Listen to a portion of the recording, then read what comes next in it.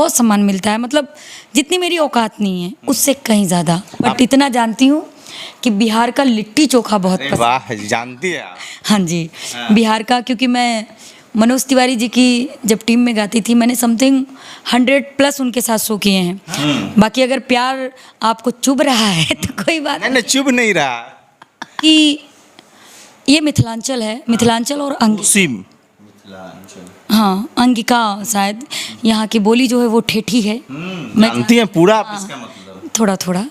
और बड़ा प्यारा लगता है मुझे। इंटरनेशनल लिट्टी चोखा जे खैलस नहीं पवलस धोखा, यूपी चाहे बिहार में गाड़ी के झंडा आ गइल वो जहाँ गइल संसार में। जितने भी हमारे यूपी बिहार के जितने भी हमारे दर्शक हैं, मैं निवेदन करूंगी कि आप सब लोग न्यूज़ जंक्शन टुडे को ज़्यादा से ज़्यादा प्यार आशीर्वाद दें, जैसे कि हमें देते हैं। और अपनी आवाज़ के जरिए ये मिथिलांचल यूपी बिहार ही नहीं, पूरी दुनिया में अपने नाम का डंका लहराया है। वो आपके क्षेत्र से ही आती हैं, तो आप ही अगर रात भर वेट किए। सबसे ज़्यादा मेहनत तो आप लोग किए, जबकि आपका 10 मिनट का काम है, लेकिन रात भर आप थे ना। आप तो रोक के रखी हुई थी ना। भोजपुरी वो चीज़ है कि खैला से ना बोलला से मिठास आ जावेला, मतलब आता है जी। कहल जाला ना कि कोई चीज़ मीठा खाइए तब मीठा लगता है। लेकिन अगर आप भोजपुरी बोलते हैं ना, अगर ढंग से बोले आवे भोजपुरी तो आप यूपी से आवेला, लेकिन का पहचान ना मिली यूपी में जो बिहार में इतना। आप जान लीजिए, अगर किसी चीज़ का जुनून है, कोई भी कार्य क्यों ना हो, जब दिल से किया जाता है ना, सफलता ऑटोमेटिक मिलती है।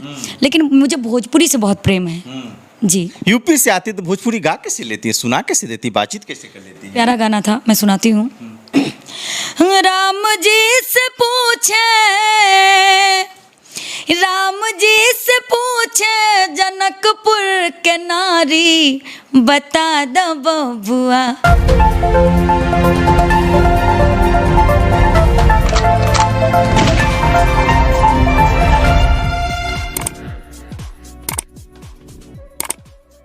हमारे साथ बातचीत करने के लिए इस वक्त ज्योति माही जी है, जो यूपी से आती है, लखनऊ से आती है।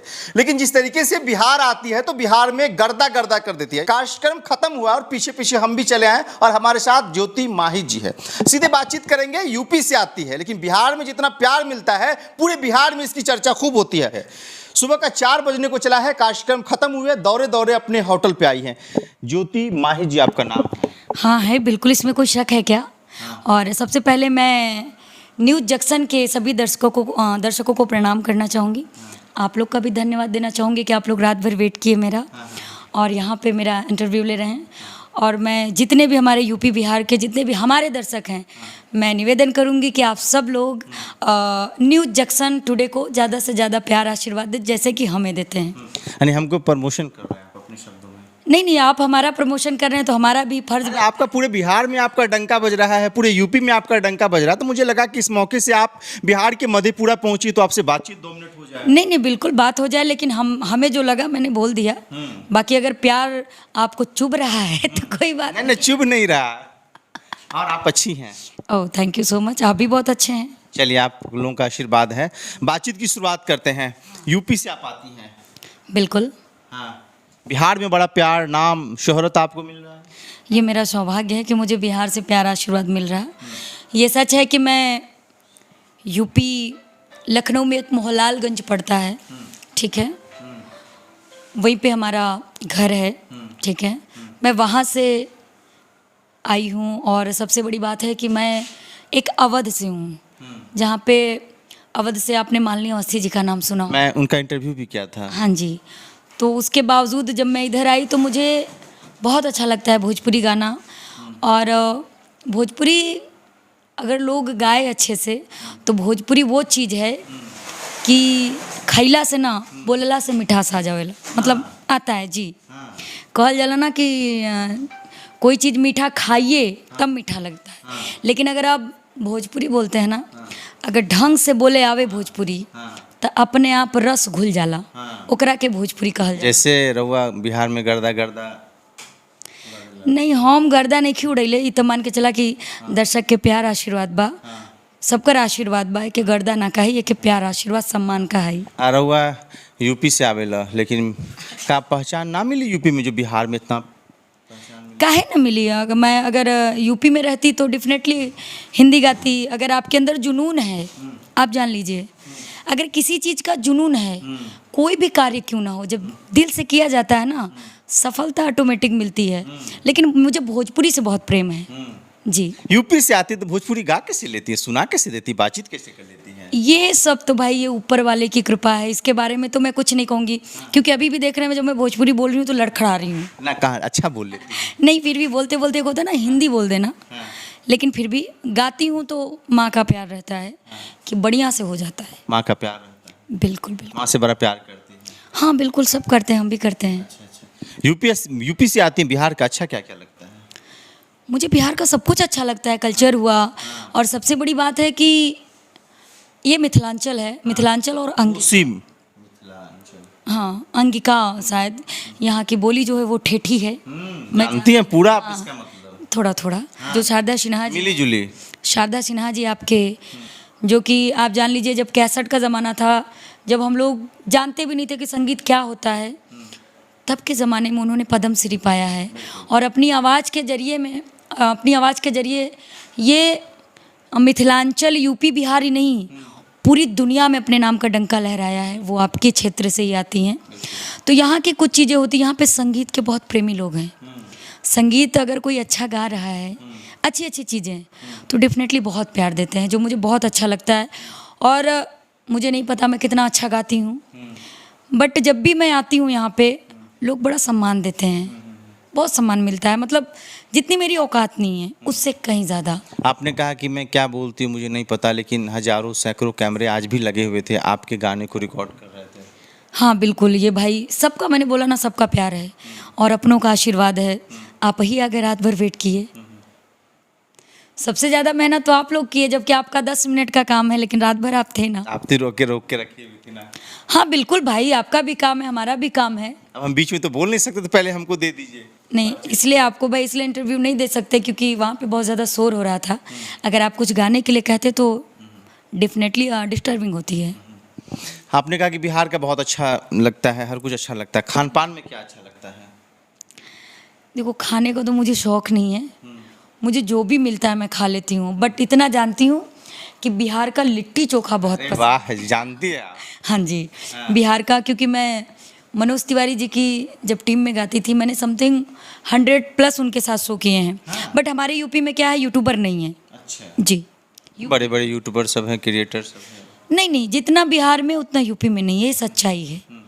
तो उन्हीं के साथ ही मैंने, मतलब उनका कुछ गाना है, नहीं है कुछ उन्होंने गाया था, बड़ा प्यारा लगता है मुझे। इंटरनेशनल लिट्टी चोखा, जे खैलस नहीं पवलस धोखा, यूपी चाहे बिहार में, गाड़ी के झंडा आ गइल जहाँ गइल संसार में, हो गाड़ी के झंडा आ गइल जहाँ गइल संसार में। तो मुझे पता है। मनोज तिवारी जी के साथ भी काम किए हैं? हाँ, एक तरफ से देखा जाए तो मेरी एक शुरुआत भी उन्हीं सब के साथ हुई है और बड़ा आशीर्वाद भी रहा है जी। पहला वो कौन सा गाना था जो एक बड़ा पहचान दिया, एक बड़ा नाम दिया, एक बड़ा शोहरत भी दिया? बिल्कुल, मैं उस गाने को तो कभी नहीं भूल सकती, और वो गाना किसी और का नहीं था, हमारी आइडल, हमारी सरस्वती, जिनको मैं मानती हूँ, आदरणीय शारदा सिन्हा जी जी, जिनका बहुत ही प्यारा गाना था, मैं सुनाती हूँ। राम जी से पूछे, राम जी से पूछे जनकपुर के नारी, बता द बबुआ, ए बता द बबुआ, लोगवा देत काहे गारी, बता द बबुआ, लोगवा देत काहे गारी, बता द बबुआ। तो ये गाना मेरी ज़िंदगी बनाया है जी, एक बड़ा नाम दिया जी। और आप सोचिए, जो समय चल रहा है, कभी कभी कुछ गानों का फरमाइश आ जाता है तो काफ़ी डिस्टर्बिंग होती है। हालांकि मैं सुनती नहीं हूँ, फोकस भी नहीं करती, क्योंकि सबका अपना अपना फील्ड है, सब अपने अपने समझ में, जिनको जितनी समझ है सब अपना अपना कर रहा है।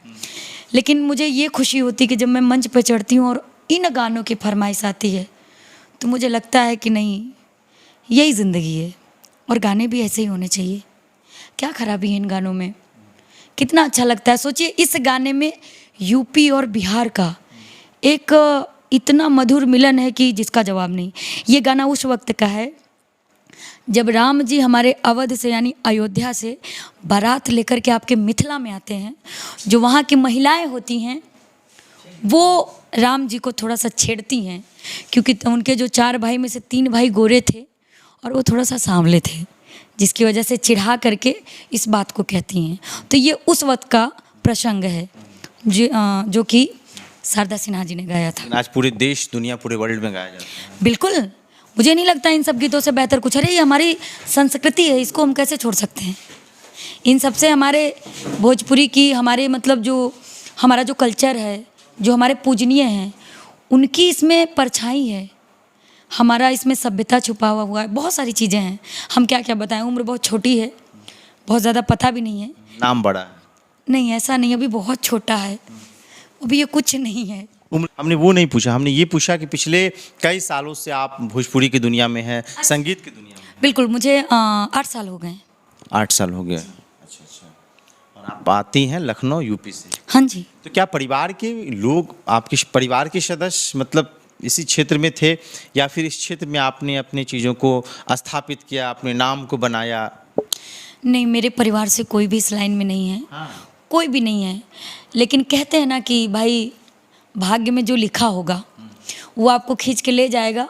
प्लस अगर मैं तो इतना ही कहूँगी, जो भी जिस क्षेत्र में है अगर वो मेहनत करता है, उसको यहाँ विश्वास है कि नहीं यार मैं कर लूँगा या कर लूँगी, तो डेफिनेटली वो कर लेगा। अगर उसको लगता है कि नहीं यार मैं नहीं कर पाऊँगी या फिर शॉर्टकट अपनाऊँगी, कभी नहीं हो सकता ये चीज़। क्योंकि हम जब पढ़ने भी जाते हैं ना, स्कूल जब ज्वाइन करते हैं, यूकेजी, एलकेजी, कक्षा 1, 2, 10, तब जा कर के हम अपना क्या बोलते हैं कि जो भी है हाई स्कूल हो गया, इंटर हो गया, जो भी है क्लियर कर पाते हैं। इसी तरह कैरियर है। कहते हैं ना कि जितना धीरे धीरे आप कदम बढ़ाएंगे उतनी आपको सफलता मिलेगी। अब सोचिए, हम लोग जब छोटे रहते पहले पैदल चलते हैं, पहले तो मम्मी पापा उंगली पकड़ते हैं, चलाते हैं, फिर हम अपने से चलते हैं, है ना। फिर जब थोड़े बड़े होते हैं तो कुछ दिन तो मम्मी पापा के साथ सफ़र करते हैं, फिर माँ बाप हमको साइकिल दिलाते हैं। अगर हमारे अंदर जुनून है काम करने का तो हो सकता है हम मोटरसाइकिल खरीद लें, या मोटरसाइकिल नहीं हमारा संघर्ष करने के लिए हम ट्रेन या बस या ऑटो का सफ़र करें, है ना। उसके बाद हम कमाते हैं तो मोटरसाइकिल लेते हैं, फिर उससे ज़्यादा कमाते हैं तो 4 व्हीलर लेते हैं, उससे ज़्यादा कमाते हैं तो भाई कुछ लोग हवाई जहाज़ भी खरीद लेते हैं। यही ज़िंदगी है। आप जब धीरे धीरे चलेंगे ना, बहुत अच्छा रहेगा। अब एक बाइक हम 10,000 रुपया कमाए साल भर में, फ़्लाइट का टिकट करा लिए, उतर गए 2 घंटा में, लेकिन कोई फ़ायदा नहीं। पहली बात तो आप साल भर की आपकी कमाई गई और जो आप पाना चाहते वो नहीं मिली। आप